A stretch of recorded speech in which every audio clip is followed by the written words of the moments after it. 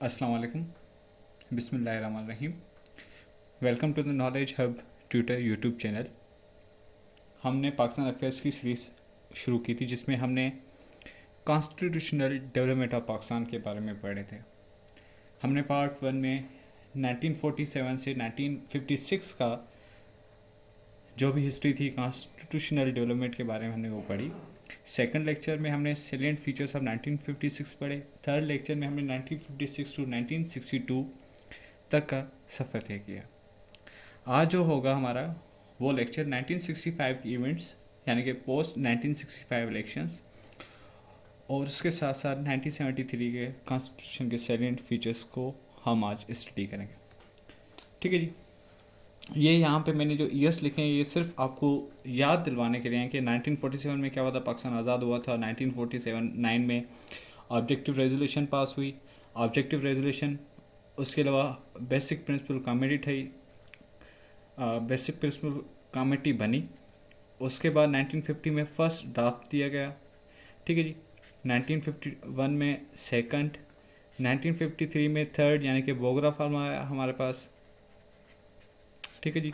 1954 में first constitutional assembly को dissolve किया गया। ठीक है जी। उसके बाद 1956 में हमारे पास फर्स्ट कॉन्स्टिट्यूशन आया। ठीक है जी। उसके बाद 1958 में फर्स्ट माशाल्लाह। उसके बाद 1962 में हमारे पास सेकंड कॉन्स्टिट्यूशन हुआ एंड 1965 में फर्स्ट एवर इनडायरेक्ट इलेक्शन हुए पाकिस्तान में। ठीक है जी। मैंने इसको यहाँ पर भी नोट करवा लिया है और मैंने बताया था 1965 के इलेक्शन में क्या हुआ था। एक साइड पे जनरल अयूब खान था और जनरल अयूब खान का जो मतलब कि था वो किस पार्टी से थे। जनरल अयूब खान थे कन्वेंशन मुस्लिम लीग और अपोजिशन कौन थी? अपोजिशन में थी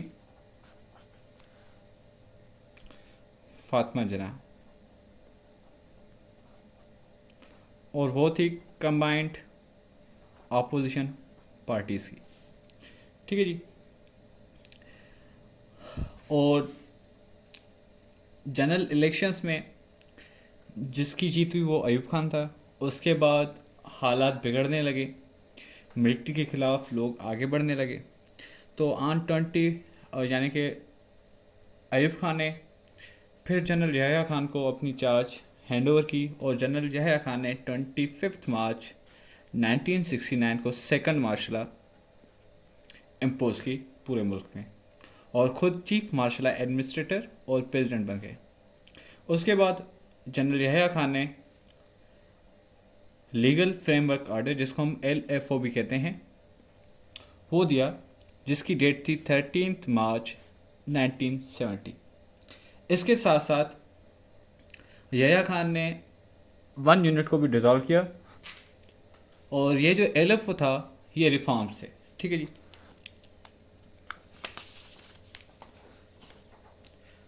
अब दूसरा क्वेश्चन आता है कभी कभार MCQs में। मैंने पहले बताया था जो 1 यूनिट था वो हमारे पास पॉलिटिकल डिवीज़न थी यानी कि पॉलिटिकल प्रोग्राम था और यहया खान ने ऑन 13 जून 1970 को LFO जैसे उन्होंने मतलब कि 30 मार्च को LFO उन्होंने प्रोमोगेट किया। उसके बाद 1 यूनिट को उन्होंने रिजॉल्व किया 13 जून 1970 में और फिर west Pakistan same as Punjab, KP, Sindh, Balochistan हो गए अकॉर्डिंग टू LFO 1970। याद करिएगा LFO 1970 में भी आया और LFO लीगल फ्रेमवर्क ऑर्डर 2002 भी है जिसको मुशर्रफ ने दिया था। ठीक है जी। ये बात ही बात है। According to LFO next general elections होने थे। आपको पता है इलेक्शंस हमेशा नेशनल असेंबली के सीट्स पे होते हैं और उस वक्त था यूनिकैमरल क्योंकि अकॉर्डिंग टू 1962 हमारे पास जो असेंबली थी वो यूनिकैमरल थी और उस असेंबली में पहले सीट्स थी हमारे पास 218। अकॉर्डिंग टू LFO वो सीट्स होंगे 313। और जो प्रिंसिपल ऑफ पेरिटी का जो पहले सिस्टम था उसको ख़त्म किया गया। मैंने बताया था प्रिंसिपल ऑफ पेरिटी का मतलब क्या है, on the basis of equality, यानी कि ईस्ट पाकिस्तान के पास इक्वल सीट्स होंगी जो वेस्ट पाकिस्तान के पास होंगी। अब यहाँ पे क्या हो गया, जैसे ही LFO हुआ तो सीट्स हो गई 313, और इक्वलिटी के प्रिंसिपल को ख़त्म करके on the basis of population, ठीक है जी, on the basis of population. और इसका मैंने एक टर्म बताया था, वन मैन वन वोट, ठीक है जी। उसके बेसिस पे सीट्स को डिस्ट्रीब्यूट किया गया, जिसके बाद 169 ईस्ट पाकिस्तान की हुई और 144 वेस्ट पाकिस्तान की हुई। और जो नेक्स्ट जनरल इलेक्शंस हुए, यानी कि जो जनरल इलेक्शंस ऑफ 1970 थे, वो कब हुए, 7 दिसंबर 1970 में। रिमेंबर, ये पहले मतलब कि पाकिस्तान की हिस्ट्री में फर्स्ट एवर इलेक्शन थे जो बेस्ड ऑन एडल्ट फ्रेंचाइज थे, ठीक है। मैंने यहाँ पे उसको लिख दिया, first ever direct general election. कभी भी आपके पास MCQ में सवाल आता है तो आपने बताना है कि first ever general elections on the basis of adult franchise and direct, वो कब हुए थे, 7 दिसंबर 1970 में, ठीक है जी। अब आते हैं इलेक्शंस के रिजल्ट के ऊपर, क्योंकि हिस्ट्री को यानी कि हमें पता होना चाहिए 1970 is very crucial period for the history in the history of Pakistan, ठीक है जी। अब आते हैं इलेक्शंस के रिजल्ट पे। इलेक्शंस हुए एंड इट्स रिजल्ट्स, ठीक है जी। अब जैसे ही इलेक्शंस हुए तो जनरल इलेक्शंस में दो एम पार्टीज थी हमारे पास, एक थी आवामी लीग, एक थी हमारे पास पाकिस्तान पीपल्स पार्टी। और ये 1968 में जुल्फ़िकार अली भुट्टो ने बनाई थी, जो पाकिस्तान के द देन एम्बेसडर थे, ठीक है जी, during the reign of general Ayub Khan. अब अवामी लीग ने कितनी सीट्स सिक्योर की और PP ने कितनी सीट्स सिक्योर की, ये जानना आपके लिए बहुत लाजिम है।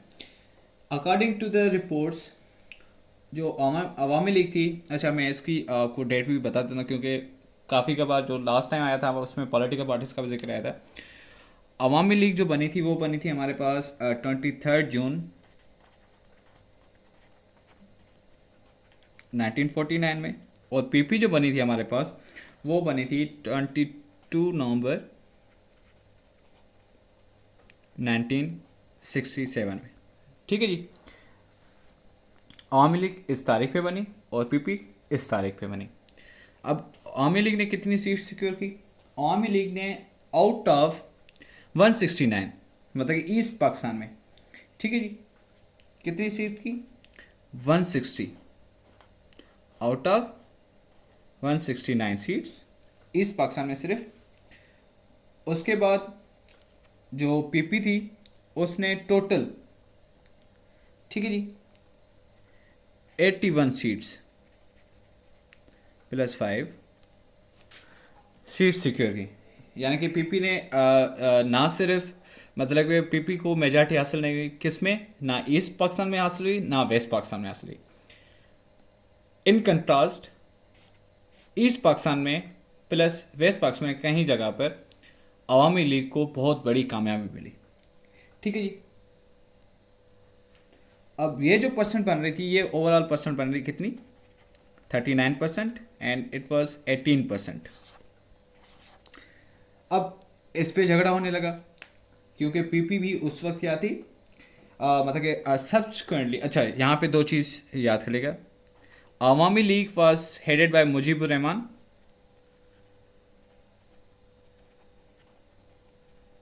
And PP was headed by Zulfikar Ali Bhutto, ठीक है जी।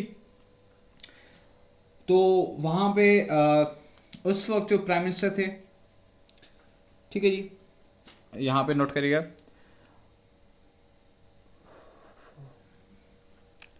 उस वक्त प्राइम मिनिस्टर थे नूरुल अमीन थे, first ever deputy prime minister Pakistan, VP sorry, ठीक है जी। और उसके साथ साथ ये शॉर्टेस्ट टेन्योर वाले भी प्राइम मिनिस्टर हैं। मैं आपको साथ साथ में MCQs की प्रिपरेशन कराता जा रहा हूँ। फिर क्या हुआ आप सबको पता है, झगड़े फसाद होने लगे, दंगे होने लगे। बात इस जगह पे आ गई कि मतलब कि मैं इसमें नहीं जाना चाहता कि 1972 के प्री इवेंट्स क्या थी, 1972 का फियास्को कैसे हुआ, क्योंकि ये डिटेल में चला जाएगा। ठीक है जी, हम उस पर डिस्कस नहीं करते।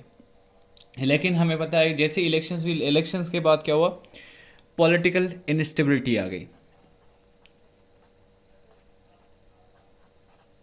यानी कि कोई भी इक़्तिदार के लिए कोई भी मतलब कि आगे नहीं, सॉरी, इक़्तिदार के लीडरशिप को सिलेक्ट नहीं किया जा रहा था। पीपी का एक अपना मुद्दा था, अवामी लीग का एक अपना मुद्दा था। अवामी लीग कह रही थी if we have won the majority in East Pakistan and have some seats in the West Pakistan, तो हमें क्यों नहीं इक़्तिदार दिया जा रहा। उसके बाद पीपी का मुद्दा था कि भाई हमने वेस्ट पाकिस्तान में बहुत सारी मेजॉरिटी ली है, तो ऐसा नहीं हो सकता कि एक पार्टी ईस्ट पाकिस्तान में ले रही है तो वो पूरे पाकिस्तान पे हुकूमत करे।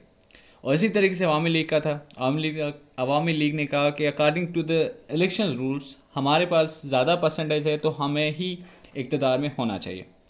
तो जनरल ज़ाहिर खान ने उसके बाद काफ़ी मीटिंग्स बुलाई, लेकिन मिसअंडरस्टैंडिंग की वजह से वार ऑफ बांग्लादेश छिड़ गई। उसके बाद हमें पता है कि बांग्लादेश क्या हुआ, टूट गया। And it is called fiasco of 1972। Fiasco of 1972 Bangladesh कब हमसे मतलब कि जुदा हुआ, एंड इट इज़ कॉल्ड 16 दिसंबर 1971, और बांग्लादेश हमसे जुदा हो गया। फिर ना ईस्ट रहा ना वेस्ट रहा, उसके बाद रहा पाकिस्तान और बांग्लादेश। अब पाकिस्तान में कौन सी पार्टी बची, सिर्फ पाकिस्तान में पार्टी बची जुल्फ़िकार अली भुट्टो की, पीपी की। और फिर इक़्तिदार में जो गवर्नमेंट आई वो कौन सी थी, पीपी की। किसमें, पाकिस्तान में। ठीक है जी, अब पीपी की गवर्नमेंट बनी। जुल्फ़िकार अली भुट्टो बिकेम, जनरल ज़िया खान ने चार्जेस हैंड ओवर की जुल्फ़िकार अली भुट्टो को, and Zulfikar Ali Bhutto became first ever in the history of Pakistan civilian chief martial law administrator. ठीक है जी, 1971 में। उसके बाद मार्शल लॉ को लिफ्ट किया गया एंड प्रॉपर गवर्नमेंट बनाई गई ऑन 14 अप्रैल 1972 में। ठीक है जी, अब जैसे ही भुट्टो इक़्तिदार में आया तो उसने कॉन्स्टिट्यूशनल को डेवलप करने के लिए, क्योंकि 1962 का कॉन्स्टिट्यूशन सस्पेंड हो चुका था, फिर भुट्टो साहब ने मतलब कि नया कॉन्स्टिट्यूशन देने के लिए उन्होंने कॉन्स्टिट्यूशन कमेटीज़ बनाई। ठीक है जी, और उस कॉन्स्टिट्यूशन कमेटी की अपॉइंटमेंट थी अपॉइंटमेंट ऑफ कॉन्स्टिट्यूशनल कमेटी। ये कब हुई, 17 अप्रैल 1972। ठीक है जी, उसके बाद ड्राफ्ट को पेश किया गया और ड्राफ्ट अप्रूव हुआ।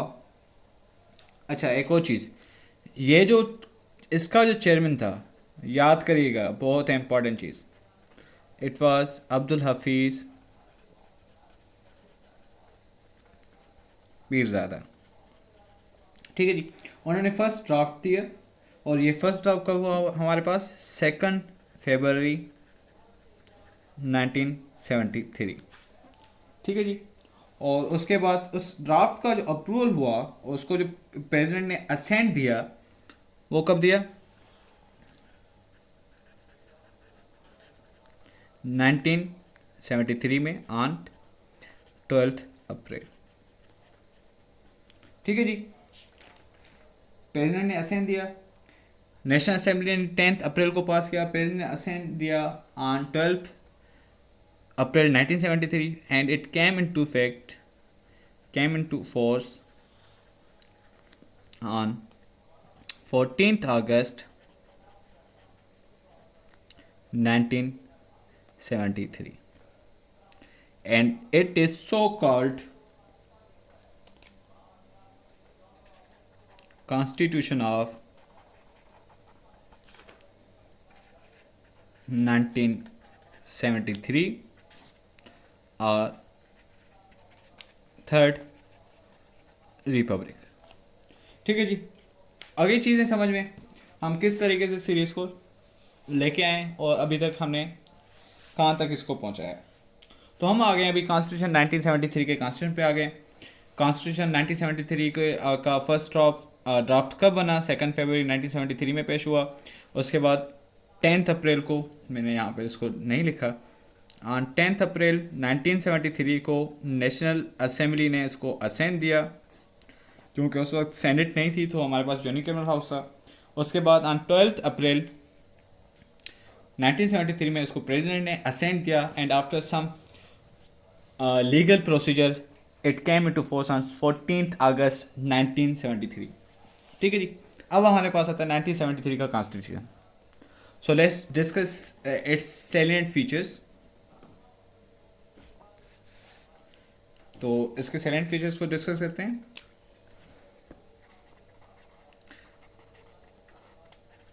Salient features of 1973 constitution.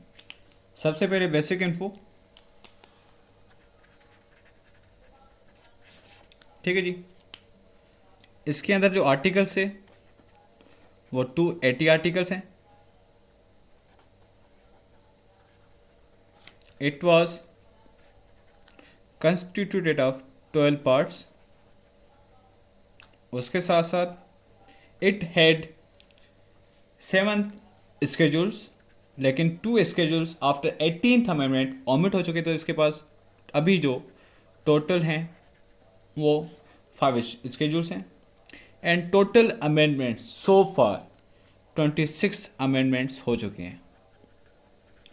मैं बाद में आपके साथ इम्पॉर्टेंट अमेंडमेंट्स भी शेयर कर दूंगा जो आपको MCQs या इन द रिटन एग्जामिनेशन काम आएगी।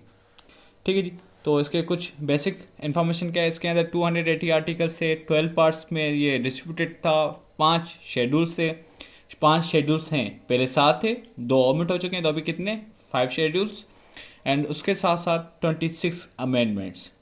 ठीक है जी, 25th एंड 26 अमेंडमेंट्स कब हुई? 2019 में। 25th amendment was regarding the merger of KP with Phata with KP into KP, और उसके साथ साथ allocation of seats of Phata in national assembly and central assembly. ये अमेंडमेंट्स हम बाद में डिस्कस करेंगे। आ रही चीज़ समझ में आपके साथ आपको? ठीक है जी, तो साइलेंट फीचर्स में सबसे पहले हमारे पास क्या आता है? Government form. System of government क्या था इसके अंदर? ठीक है जी, इसको मैं डिस्कस कर लेता हूं यहां पे।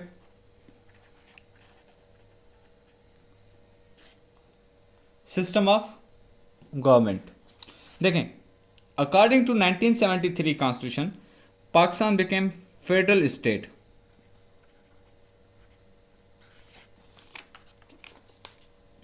सही है जी। अब याद करिएगा, हमारे पास गवर्नमेंट यानी कि फॉर्म, स्टेट फॉर्म कितने होते हैं? यूनिटरी स्टेट होती है एक फेडरल होती है और दूसरी कॉन्फेडरल होती है। थोड़ी सी इनकी डेफिनेशन बता देता हूं। यूनिटरी का एग्जांपल आपके पास चाइना है,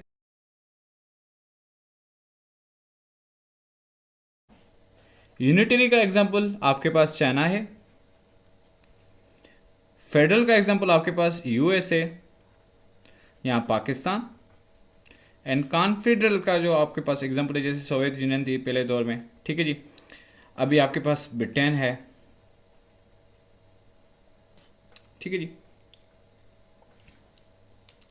अब यूनिटरी का मतलब क्या है, आपके पास प्रोविंसेस हैं और प्रोविंसेस को यानी कि आपके पास स्टेट्स हैं और स्टेट को चलाने के लिए सिर्फ एक ही गवर्नमेंट है आपके पास, और वो गवर्नमेंट एज एन अथॉरिटेरियन पूरे प्रोविंसेस को हैंडल करती है, तो उसको हम यूनिटरी फॉर्म कहते हैं, जैसे चाइना है, रशिया है अभी इस वक्त।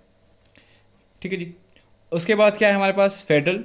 फेडरल फॉर्म में क्या होता है, फेडरल फॉर्म में आपके पास यूनिट्स होते हैं यानी कि प्रोविंसेस या छोटी सी स्टेट्स, और वो कंट्रोल होती हैं फेडरल के ज़रिए, सेंट्रल के ज़रिए।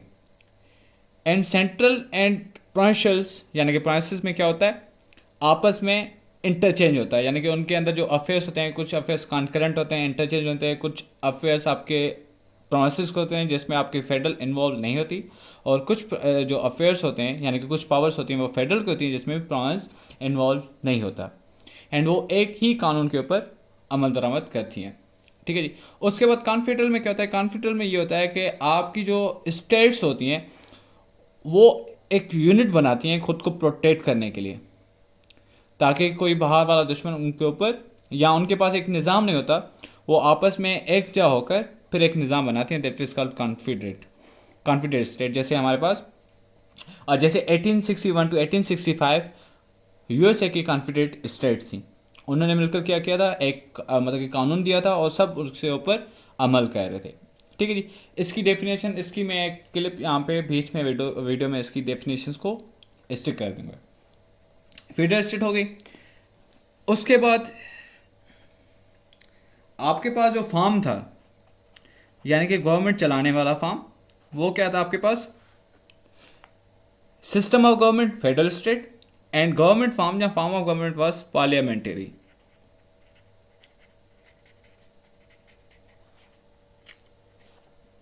मैंने पिछली वीडियो में डिस्कस किया था parliamentary versus presidential farm.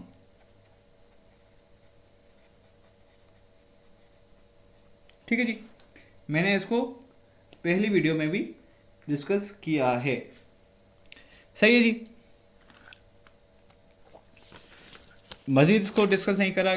Parliament presidential form में क्या होता है, प्रेसिडेंशियल फॉर्म में आपके पास स्टेट जो हेड ऑफ स्टेट होता है या हेड ऑफ गवर्नमेंट होता है वो सेम होता है। उसके बाद जो आपके मिनिस्टर्स यानी कि जो कैबिनेट आती है, गवर्नमेंट बनाती है जो भी कैबिनेट, वो अंडर द प्रेसिडेंट होती है। वो प्रेसिडेंट उस कैबिनेट को या तो मेंबर ऑफ द लेजिस्लेचर को भी सिलेक्ट कर सकता है, या उसके अलावा आउट ऑफ द पार्लियामेंट भी मेंबर्स को सिलेक्ट कर सकता है। लेकिन अगर आपके पास पार्लियामेंट्री फॉर्म है तो उसमें जो हेड ऑफ स्टेट होगा वो सेरेमोनियल हेड होगा और वो प्रेसिडेंट होगा, और उसके साथ साथ आपके पास जो प्राइम मिनिस्टर होगा that would be the call head of government, और उस गवर्नमेंट में क्या होगा, prime minister and his cabinet, और जो कैबिनेट होगी वो कंस्टिट्यूट होगी on the members of parliament. वो पार्लियामेंट से बाहर उसको सिलेक्ट नहीं करना किसी मेंबर को। ठीक है जी। अब पार्लियामेंट्री फॉर्म हो गया। उसके अलावा लेजिस्लेचर, थर्ड चीज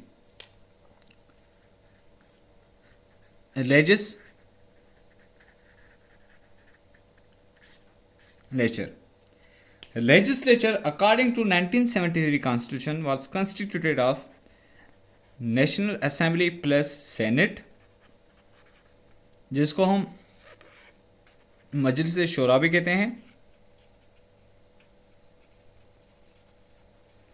प्लस प्रेसिडेंट। ठीक है जी। नेशनल असेंबली की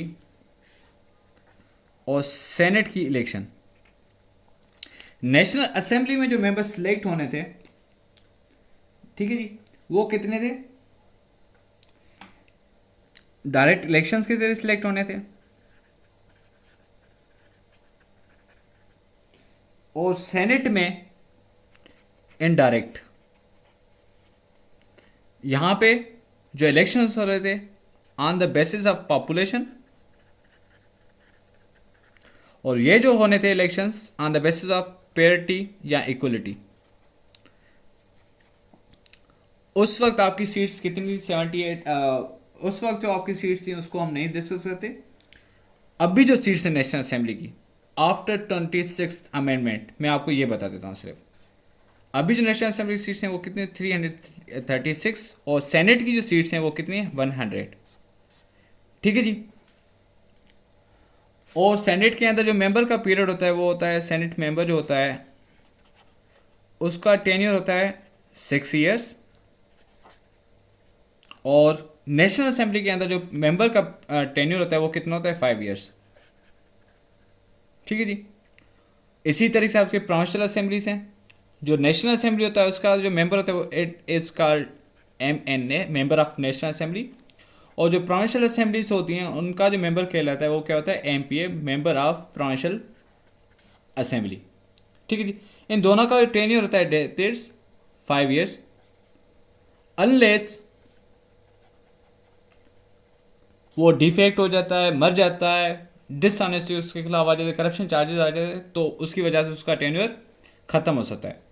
सेनेट मेंबर्स का टेन्योर कितना होता है 6 years, and they are selected, यानी कि इलेक्टेड कह सकते हैं आप, after every 3 years.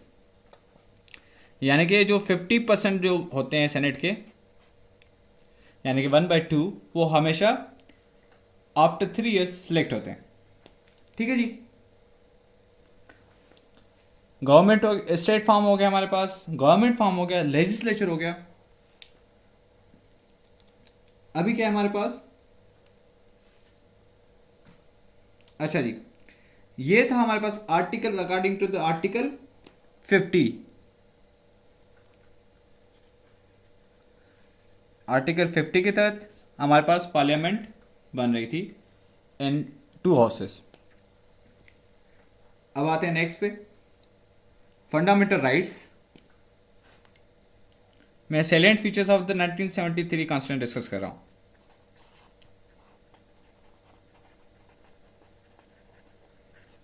Fundamental rights, article 8 to 28, sorry 28 articles are all about the fundamental rights of the citizens of the Pakistan. उसमें आपके सिविल राइट्स भी आ जाते हैं, उसके अंदर आपके पॉलिटिकल राइट्स भी आ जाते हैं, इकोनॉमिकल राइट्स भी आ जाते हैं, और आपके सोशल राइट्स भी आ जाते हैं। ये पॉलिटिकल साइंस के अंदर एक अलग सा टॉपिक है। ठीक है जी। फंडामेंटल राइट्स यानी कि आर्टिकल 8 to 28। उसके बाद इमरजेंसी, यानी कि किन किन सूरत हाल में आपकी इमरजेंसी नाफिज हो सकती है।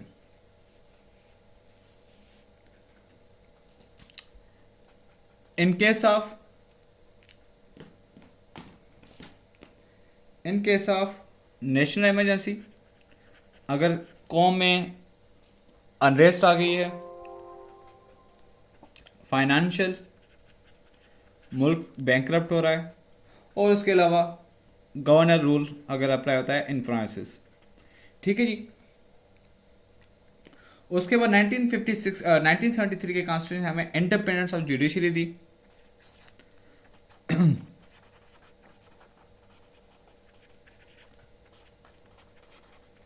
क्योंकि ये जो 1973 का कॉन्स्टिट्यूशन था, it was in comparison to the 1962 constitution, और 1962 का constitution was presidential form of the government. और प्रेसिडेंशियल फॉर्म के अंदर आपके जो मतलब ज़्यादा से ज़्यादा जो पावर्स थे वो किसके पास थे, प्रेसिडेंट के पास थे।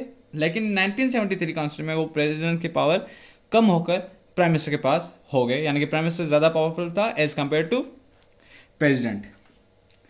अब जुडिशरी के बाद, अच्छा, इमरजेंसी प्रोविजंस जो है हमारे पास वो आर्टिकल 232 से लेकर 237 तक हैं, जिसमें वो बता रहा है कि किस किस तरीके से आपकी इमरजेंसी नाफिज हो सकती है, वो सारे प्रोविजंस के अंदर गिवन है। अब इंडिपेंडेंट जुडिशरी क्या आ गई कि अब प्रेसिडेंट अपॉइंट नहीं करता जजेस को, प्रेसिडेंट को अपॉइंट करना है अगर सुप्रीम कोर्ट के जज को, तो उसमें प्राइम मिनिस्टर की कंसल्टेशन लाजिम होगी।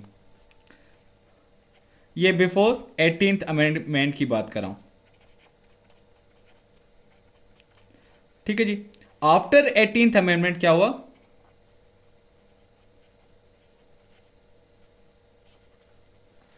After 18th amendment judicial commission formation में आई है, और जुडिशियल कमीशन के अंदर कुछ मेंबर्स हैं। उन मेंबर्स के अंदर आपका प्रेसिडेंट, प्राइम मिनिस्टर, उसके अलावा आपके मतलब कि वो क्या हैं, जजेस हैं, फिर प्रोविंशियल मिनिस्टर्स हैं, चीफ मिनिस्टर्स। सबका असेंट यानी कि सबके कंसेंसस के बाद एक जज को सिलेक्ट किया जाता है, और उसके बाद प्रेसिडेंट को अप्रूवल के लिए भेजा जाता है ड्राफ्ट, ठीक है जी। चीज़ें समझ में आ रही हैं आपको? उसके बाद आपकी जो मतलब उसके बाद क्या आता है हमारे पास? अच्छा, एक और चीज़ मैंने यहाँ पे नहीं डिस्कस की, ऑब्जेक्टिव रेजोल्यूशन को एज इट इज रिटेन किया गया था। उसकी जो भी पार्ट थे, यानी कि objective resolution was written as substantive part of the 1973 constitution. उसके बाद हमारे पास आता है इस्लामिक प्रोविजंस।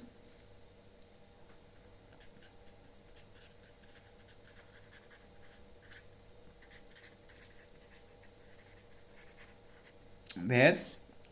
अब इसमें क्या था? मुल्क, आर्टिकल 1। आर्टिकल हमें क्या बताता था? Article 1 dealt that state Islamic Republic of Pakistan नाम पड़ा, यानी कि पाकिस्तान का नाम चेंज होकर इस्लामिक रिपब्लिक ऑफ पाकिस्तान हुआ। आर्टिकल 2 स्टेट रिलीजन, इस्लाम को किया गया। उसके बाद council of Islamic ideology formation आई, जो आर्टिकल 199 के तहत थी, ठीक है जी।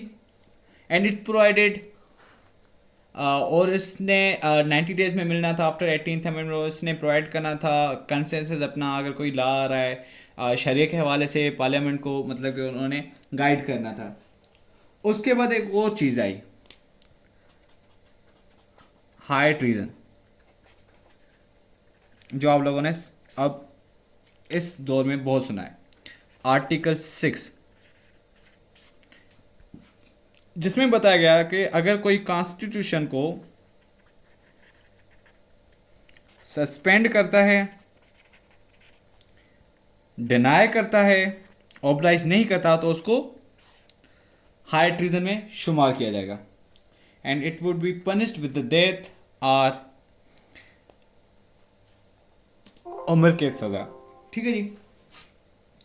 उसके बाद काफ़ी अमेंडमेंट्स हुई। हमने देखा कि 8th अमेंडमेंट आती है, वो कानून को थोड़ा सा चेंज कर लेती है कॉन्स्टिट्यूशन को। उसके बाद हमारे पास इंपॉर्टेंट अमेंडमेंट्स के बारे में मैं बाद में डिस्कस करूँगा आपके साथ। इसको मैं लिख देता हूँ यहाँ पे।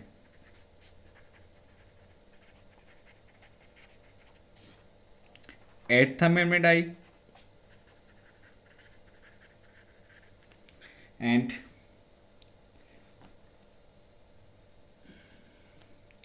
और उसके बाद कौन सी आई? 2nd अमेंडमेंट बहुत इंपॉर्टेंट है, 1st अमेंडमेंट बहुत इंपॉर्टेंट है, 8th amendment, 13th, 14th, 17th and 18th, ये बहुत ही इंपॉर्टेंट अमेंडमेंट्स हैं। आज तक का लेक्चर हमारा यहीं तक था। इंशाल्लाह नेक्स्ट वीडियो में हम अमेंडमेंट्स को डिस्कस करेंगे, और इन डिटेल हम 18th अमेंडमेंट को डिस्कस करेंगे। So thank you very much जो इस वीडियो को देख रहे हैं। हमें सपोर्ट करें, और इंशाल्लाह हम अच्छे से अच्छा कंटेंट आपके लिए लाएंगे, और आप जिसमें आपकी CSS, पाकिस्तान अफेयर्स और जो भी स्टूडेंट्स इंटरमीडिएट के हैं उनको समझने में आसानी होगी इंशाल्लाह। तो मिलते हैं नेक्स्ट वीडियो में। अल्लाह हाफिज़।